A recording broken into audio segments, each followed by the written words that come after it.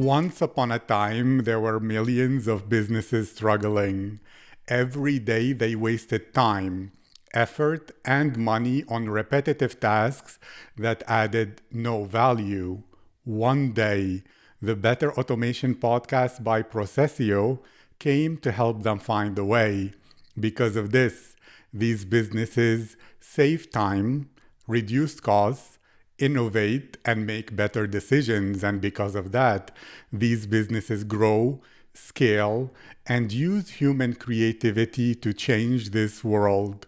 Hello, my name is Aziz, and I'm your host at Better Automation Podcast by PROCESIO, where I interview the world's top experts and share their very best ideas on how to improve automation in your business, processes, and life.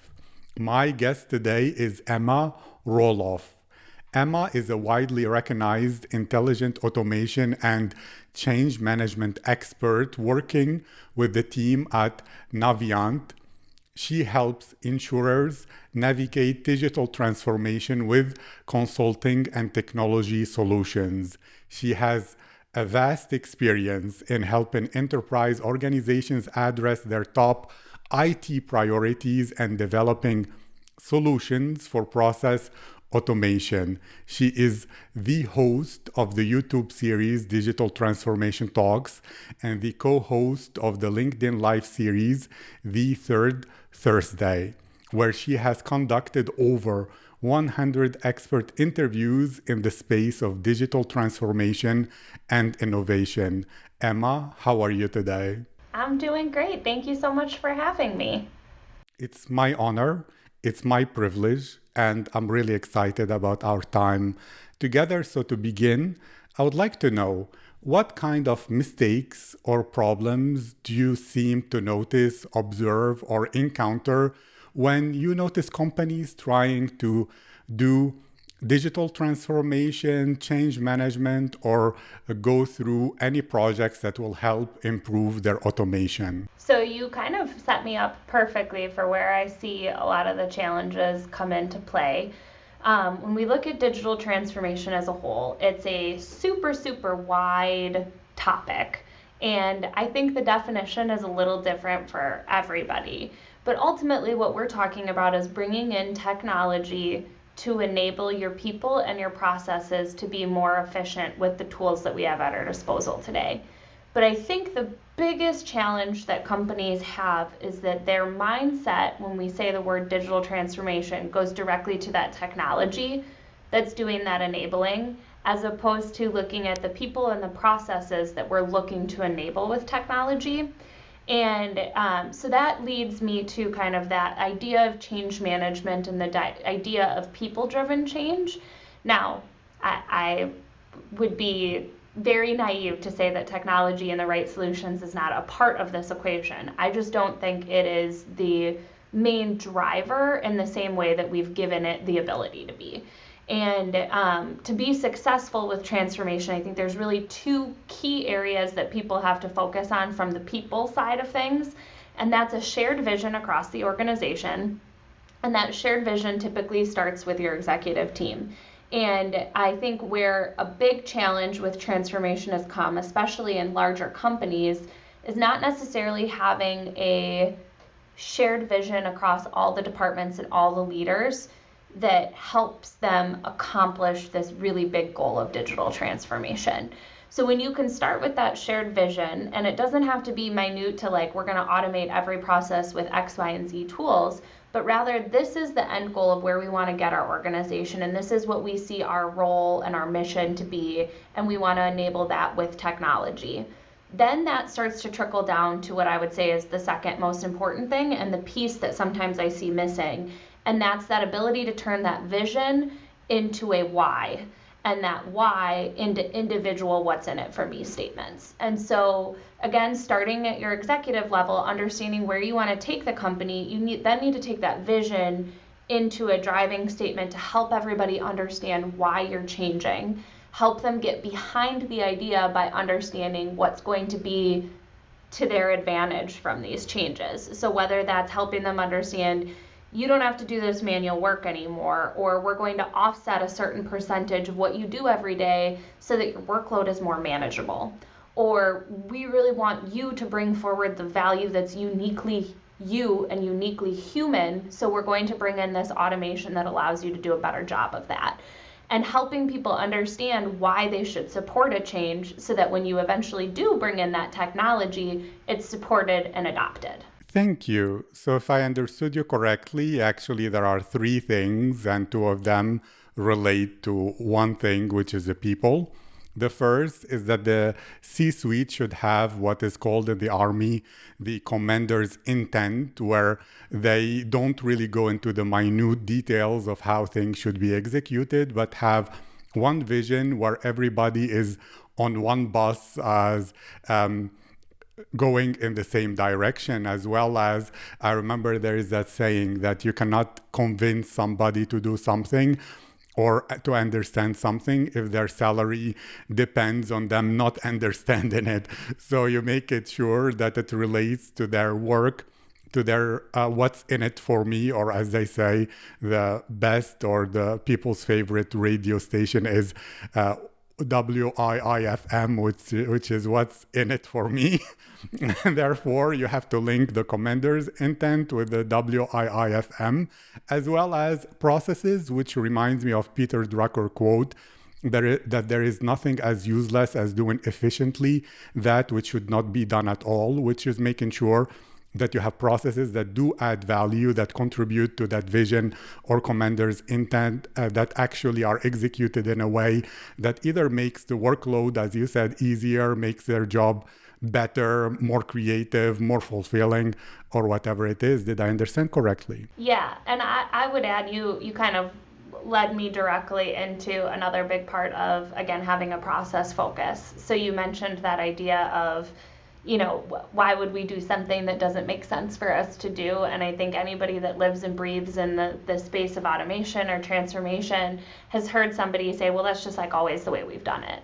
And that idea is kind of the bane of innovation and transformation, because when you're doing something strictly because that's why you've always done it and you don't understand the why behind it, there's likely an opportunity for you to improve the way that you're managing that process as well. I love what you're saying. Yes, I remember even to me, I was speaking with someone who was telling me about how when they join a company, they're finding it difficult to get a hang on processes. And I told them, look, I noticed that if I don't create the process, I don't understand the why of it enough. And therefore, it's not really that depth of level to be able to work with it when you understand the whys, as you mentioned. Well, you spoke about change management. There are people that argue that actually systems are there and, human systems, organizations to survive and perpetuate themselves. And therefore, change is the most difficult thing ever, because there is a status quo bias and a homeostasis where any system you try to change will really powerfully try to return to the old habits, even if they were useless or did not serve. Do you find this to be true, or do you find that there is a lot of flexibility and openness in change when you have that vision and when you have that personal benefit? So I think you're spot on. At a biological level, that homeostasis is something that we are trying to keep afloat, and it's from the protection standpoint. And we could get into all what change meant at a biological level when we were not to the point where we are today. But it's important to recognize that that's a part that's innate to humans.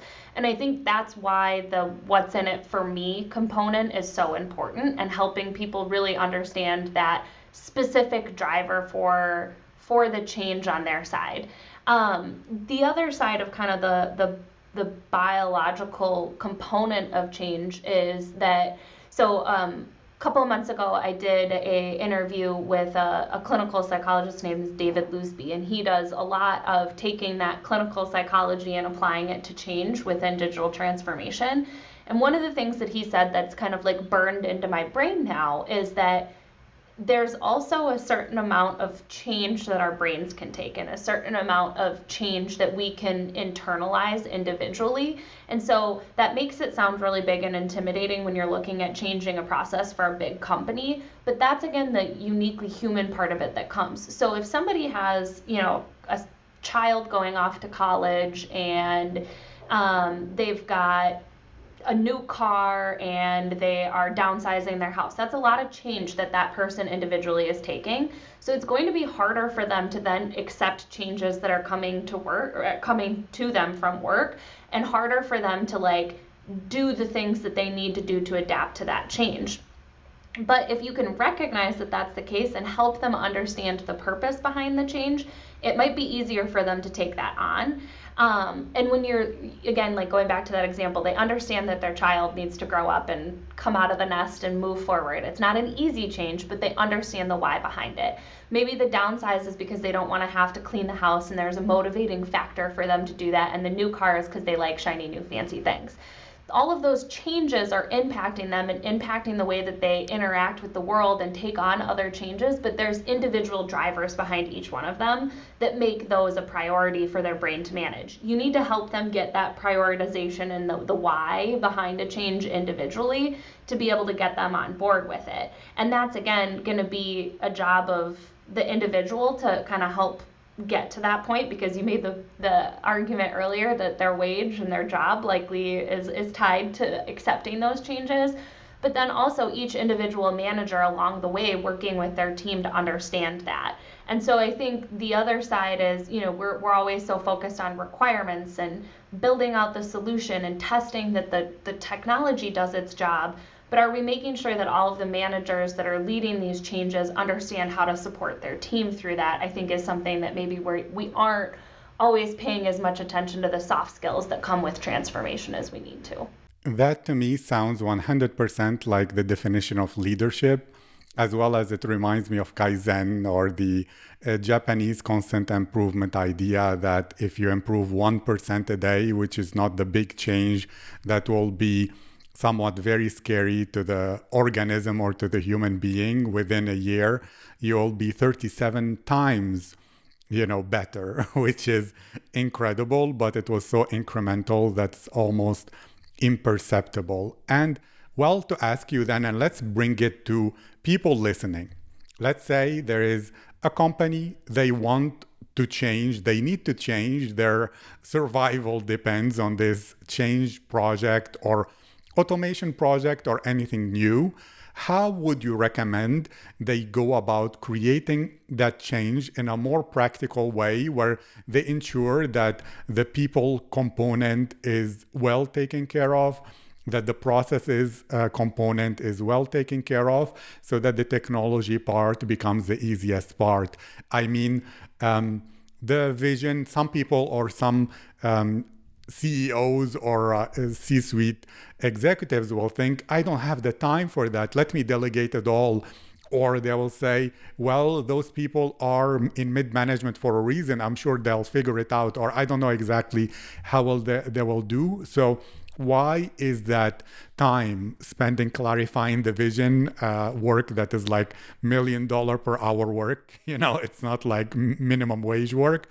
Why is it not enough to say, oh, people will figure it out and all that? And how to approach it systematically, where you're sure to cover all the bases whenever it's the first time, the first experience, or a new change management project? So I might be a little biased in this statement, but there's a reason that I do what I do for a living and I'm passionate about it, and it's because of this viewpoint. So I believe that there is a lot of value of bringing in a third party to help you manage those conversations, as you mentioned, starting with people and process.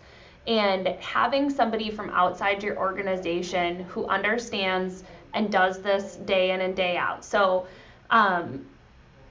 every organization is unique. Every company is unique. But when it comes down to the basics of process and those components, having process experts that can help ask the right questions will drive you to that ultimate goal of having at least streamlined processes and having had the appropriate conversations to recognize what changes have to happen. Even if you have people that live and breathe within your organization that understand your process, they're likely going to hit their heads up against just like natural people dynamics or organizational dynamics. And even, again, they're not going to have the vast experience that comes from an external party coming in and viewing something from the outside. So I think that is going to be the first suggestion that I have for people. Even if it's just working with a consultant to help you get started in the right direction, it can open up your thought process on how you're solving a problem. So you mentioned during the introduction, I do a lot of work in the insurance industry, and a lot of our consultants started in the insurance industry. But Naviant as a whole works with government entities, we work with insurance, we work with commercial accounts, we work with higher education, like universities and stuff like that. The fact that our team does that means we collaborate and share ideas across industries. So then when we go in to solve a problem with somebody in an industry, our thought process isn't completely locked in that one industry, and we're able to offer new ideas and new ways of thinking through things. And so I think that that's going to be, whether it's us or someone else that you bring in, having a new infusion of thought and a different perspective on things is so valuable when you're moving through this process of redesigning the way that you work. Then once you get to that point where you've put work and effort towards streamlining your processes, I have, and one of them is the why, which we've already talked about, but I have 3 things that are really simple that you can do to help bring people along with you on the journey. And then there's, people that spend all of their time in change management and helping organizations manage change that could dive much deeper. But after you've helped build that vision and that why, and you've shared that and communicated that, then you need to make sure that people that are going to be impacted by the change feel like they're a part of building what the new future looks like. Now, it doesn't have to be that you're asking everybody for every opinion along the way, because you're never going to get something done from that standpoint. But you do need to communicate extensively throughout your entire process so that people feel like they're connected to the progress that's being made, and genuinely that you're open for feedback through that process. And so that communication loop needs to be constantly going throughout your implementation so that people feel like they're a part of what this ultimate solution is going to look like, and that their voice has been heard. Once you've communicated through, transformation doesn't happen overnight, and it doesn't happen by one project. There are ultimately going to be lots of projects that are moving through, and especially depending on how big your organization is, maybe over the course of years. So it's also really important that once you've hit a milestone, that you're spending the time to recognize the value that that milestone has brought forward to the organization, and celebrating your small wins along the way, so that people can start to build that narrative or build on that narrative of why, and back it up with proof from what you've been able to accomplish so far. Even if and I mentioned communication and celebrating wins, even if something goes wrong and you learn a lesson from it, if you communicate that to your team and you help them understand what you've learned from that lesson and how you're course correcting, they're again going to be invested. They're going to understand that innovation isn't perfect every time. It's okay for something to go sideways as long as we learn from it and figure out how to pivot and change our approach. And so when you can do that, again, starting with the vision, communicating throughout, and then celebrating those wins, you're going to bring your team along with you, and they're going to want to be invested in that change and help make it a success, rather than throwing up roadblocks because they don't feel like they get to be a part of the process. Thank you. That's absolutely wonderful. So if I understood you correctly, 3 things. It's get help from experts or outside perspectives that know what they're doing. The second is the Ikea effect, which is that when people are involved in building something, they feel a sense of ownership, and therefore they will not resist it, but they will support it. As well as it's about building dopamine pathways, which is what in the brain, to keep motivating people, because If there are problems, well, those are lessons we learn that will make us stronger and better. And if there are successes, we celebrate them because that keeps us motivated in order to believe more in the why, to build on the narrative that you spoke about, and to keep going so that things don't fall apart. Correct. Yeah, that's exactly it. And I haven't heard the IKEA effect before, but I like that. Yes, it's a wonderful thing. And it's a big part of all that we're doing. Well, you spoke about people, you spoke about processes. Technology is always evolving.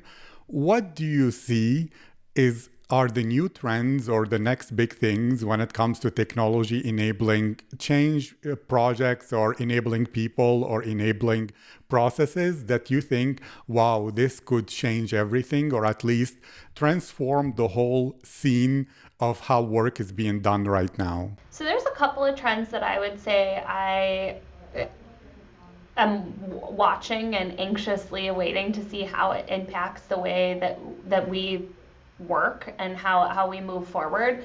The most obvious is going to be just the large category of AI and intelligence becoming a more and more of a part of what we do every day at work. Really simplistic examples of that are going to be things like Microsoft and their Viva emails that you get every day, where they're using intelligence to pull out action items that you need to do to make you more effective so that you're not forgetting what's on your to-do list. Or we're seeing small infusions of it come along the way. But we interact with this type of technology, and we interact with AI at a level on a daily basis in our personal lives that I think a lot of people aren't necessarily internalizing when they talk to Alexa, that is voice technology that's being used in the background, as well as natural language processing and all the things that are needed for that to come back to me. It just works, and they just are used to interacting with it at that level. We haven't reached that point in many companies in our day-to-day working environment. You might have an Alexa sitting next to you while you're working, and sorry if it's going to start talking to you in the background. I don't have one in my office right now. But you're used to interacting with technology at that level in your personal life. It's going to start to impact the way that we do business. Businesses are slower to adopt emerging technology, but that doesn't mean that it's not coming. So maybe that looks like being able to accurately send an email with your voice instead of having to go back through and double check that everything was spelled right and it heard you. Once that technology gets to a certain point, maybe that'll be the way that we interact with people. And or your emails being read back to you while you're in the car driving so that you have more efficiency from that perspective. So there's all sorts of different areas that can start to kind of pull into our business world. But then even just making all of our existing tools more intelligent. So we see it in the world of document capture and being able to take unstructured data and make it into meaningful data points that can drive decisions, or having workflow processes or robotic processes execute at a higher, more human-like level, so that humans are now focused on doing exception work or high value work or innovative thinking, so that the type of work we're doing is going to shift. So that's kind of the I would say the AI side of things. And then I also do think that we're going to start to see more of that voice component coming in more and more over time. But I think the uniquely human part of this that I like to kind of think through is what happens to our skill sets and the work that we're doing when we are able to automate more tasks and automate things that traditionally would have had to rely on a human brain. And what kinds of skills do we need to have to be very valuable to companies moving forward with that? And I mentioned the idea before, but that's more soft skills. That's things like leadership. That's things like creative problem solving. And so we've had this period of time where we've all been really focused on technical skills and things that would help us use these technology platforms or drive this innovation in our organizations. But soon we're going to hit this next plateau where we need to be uniquely human, and it's not going to be technical skills, but it's going to be soft skills that set us apart. Very, very true. I believe that learning how to learn, learning how to communicate, learning how to lead, learning how to think are the skills, and how to innovate and creatively come up with new solutions, new ideas. It's really the difference that will make all the difference in the world. And well, Emma, if people want to get your help for their next change management or intelligent automation project, or they want just to know more about you, to follow you somehow, what are the best links for them to do so? And I'll make sure to write a few in the description. Yeah, the easiest way to get a hold of me will probably be my LinkedIn. And so that's going to be, my little custom URL is Ema Roloff after the LinkedIn part of it. But again, searching for my name, you'll find me pretty quickly. I'm very active there, and I'm always open to, I think we even connected over direct message on LinkedIn. So that's going to be a great way to get a hold of me. Otherwise, navigating to Naviant's website, you can certainly fill out a form there and just let them know you want to have a chat with me, and I'm happy to communicate that way. And then I also, if you're looking for more lighthearted content, some of it makes its way over to my LinkedIn, but I also am starting to get more and more involved in the world of TikTok and short, valuable pieces of content there. So people can always find me there. My TikTok handle is Transformation Princess. So people can make their way there to kind of hopefully get a kick out of some of that content and reach me there as well. That's wonderful. And to everybody listening, until that time where humans cannot do any work except the uniquely highly valuable human work, learning how to automate, doing automation is something that is already very valuable. And I recommend to everybody to check out PROCESIO, all the listeners, as well as to check you out all your work. PROCESIO is the modern low-code, no-code platform for advanced automation and creating an enterprise-grade backend for your software. You can request, any listener can get a free access to an account at procesio.app, where they can use it for one execution time hour, which is equivalent to 100 human hours, a lot of work. And for those who are willing to go ahead and upgrade and they find it so useful, you can get this exclusive discount code, BETTER50 off, one word, capital letters, to give you 50% off on all upgrades. More information in the description. Thank you, Emma. It was my pleasure, my honor, and such an enriching conversation. And I wish you to keep going, and I wish you a great day. Thank you so much for having me. I really appreciate it.